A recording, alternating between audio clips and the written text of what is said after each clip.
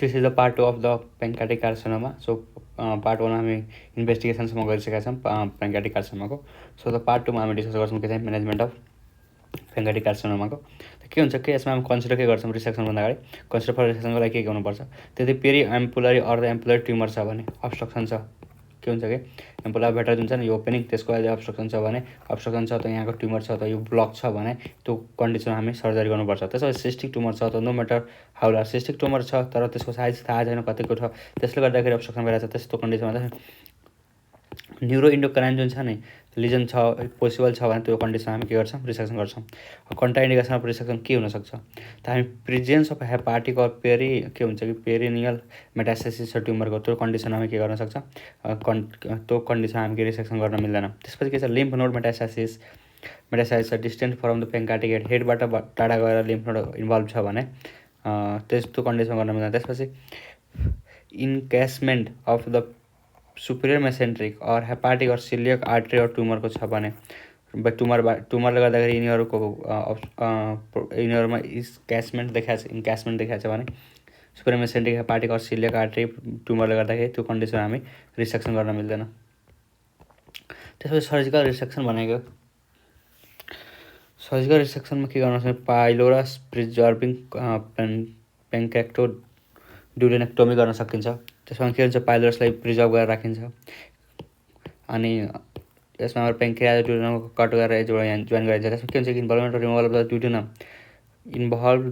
Of the duodenum and the pancreatic head निकालेर फालिन्छ। त्यसपछि including the distal part of bile duct भने त्यसपछि it is also include the total lymphadenectomy पनि गर्नुपर्छ। त्यसपछि pylorus preserving prevent the dumping syndrome पाइलोरसलाई प्रिजर्भ गर्यो भने डम्पिङ सिन्डम हामी प्रिभेन्ट गर्न सक्छौँ। डम्पिङ सिन्डम 2 किसिमको हुन्छ early dumping syndrome early and late भनेको after the 2 hour of the eating मतलब सर्जरीको 2 घन्टा पछि आयो भने त्यो के हुन्छ हाम्रो के हुन्छ यो लेट डम्पिङ सिन्डम तर विदिन 30 मिनटमा आयो भने त अर्ली डम्पिङ हुन्छ। अर्ली डम्पिङमा के हुन्छ कि ओस्मोलारिटीले गर्दाखेरि फुडको ओस्मोलारिटीले गर्दाखेरि अर्ली डम्पिङ हुन्छ।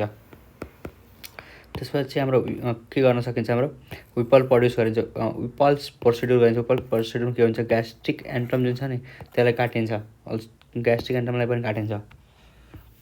त्यसपछि यसको इन्डिकेसन भनेको इन्टायर के हुन्छ फ्याब tumour encroach first duodenum or distal स्टमकसम्म छ भने or if the PPD would not achieve the clear resection मार्जिनसम्म क्लियर मार्जिन त्यसको छैन पेगाइ त्यसपछि हाम्रो आउँछ कि फ्याब इन्टायर ड्युडेनम निकाल्नुपर्छ फ्याबमा छ भने फ्याब एडिनोमाटस पोलिप्स।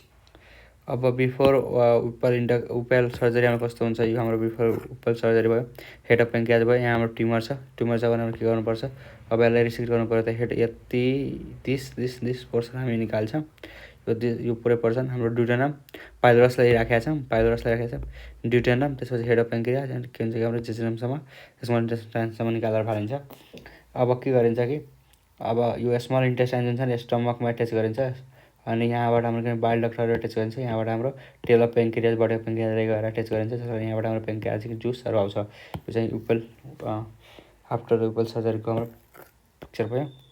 अब हामी टोटल पेन्क्रियाटिक्समा गर्न सकिन्छ जसले के हुन्छ मल्टिफोकल ट्युमर छ भने मेन डक्टमा छ भने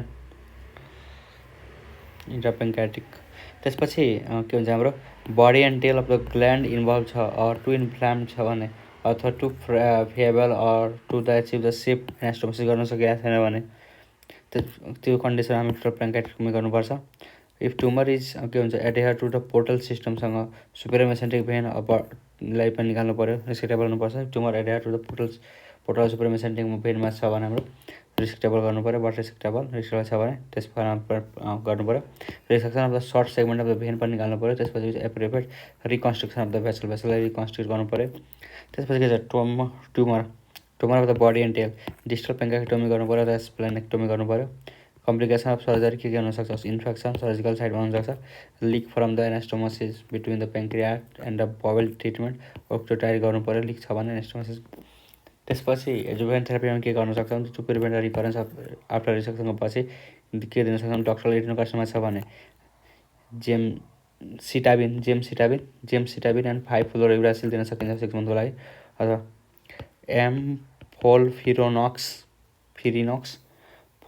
फोल्फिरिनोक्स मोडिफाइड फ्लोरोयुरासिन, ल्यूकोबोरिन और ऑक्सैलिप्लाटिन और के भन्छ मोडिफाइड के भन्छ फ्लोरोयुरासिल,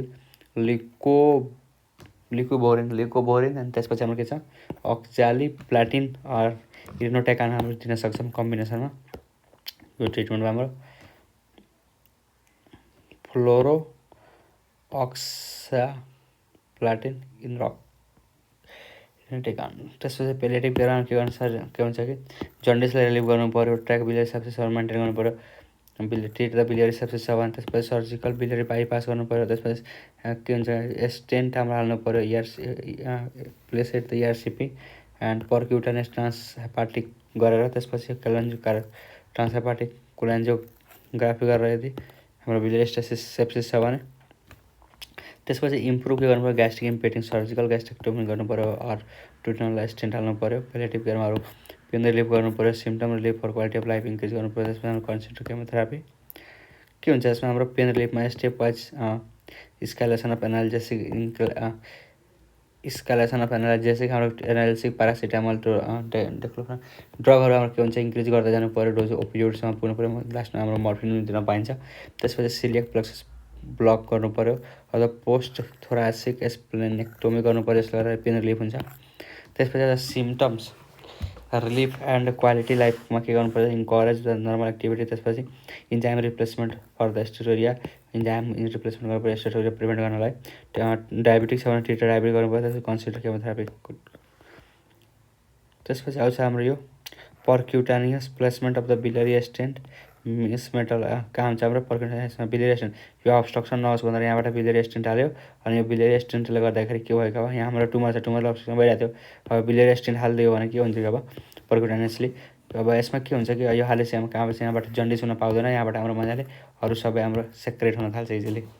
त्यसपछि इन्डोस्कोपिक प्लेसमेन्ट अफ द ट्युटनल स्टेन्ट मेस्ट, यो चाहिँ हाम्रो ट्युटनल स्टेन्ट भयो। यहाँ अब्स्ट्रक्सन छ भने ट्युटनमलाई अकुल्ड गरेर राखेको छ भने यसलाई ट्युटनल हाम्रो स्टेन्ट हालिदिनु पऱ्यो। म्यानेजमेन्ट अफ पेन्क्रियाटिक क्यान्सरमा हाम्रो मेन थिम के छ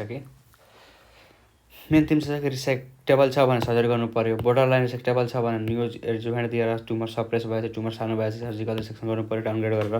त्यसपछि लोकली एडभान्स और अनरिसेक्टेबल छ भने सिस्टमिक केमोथेरापी दिनु पऱ्यो अनि मेटासाइज भइसक्यो भने पेलिएटिभ केयरमा राख्नु पऱ्यो। This is regarding the management of the pancreatic क्यान्सिनोमाज।